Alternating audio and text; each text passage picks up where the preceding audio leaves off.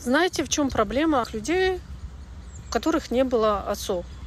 Он был, но он был отсутствующим, рядом не было. И они не знают, какой он. В том, что они идеализируют эту отцовскую фигуру. Соответственно, если они не знают, какой он, там пустота. Они начинают наделять эту родительскую, отцовскую фигуру всем хорошим, да, идеализировать, что вот он любящий, он добрый.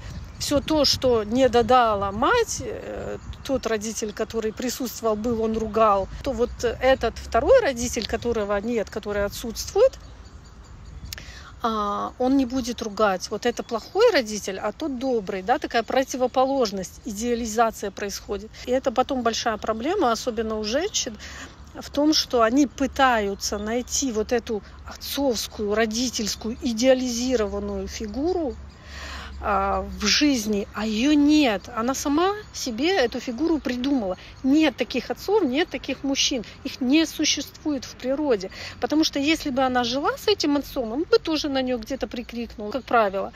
Где-то выпил, где-то что-то сделал не так, там, где-то меньше зарабатывал. Он бы был настоящим, не таким идеальным, каким она его создала. Это большая проблема, вот эта идеализация, потому что женщина потом переносит этот образ на мужчину, на отношения с мужчинами уже своими, и она несчастна становится, потому что ищет мужчину, которого не существует.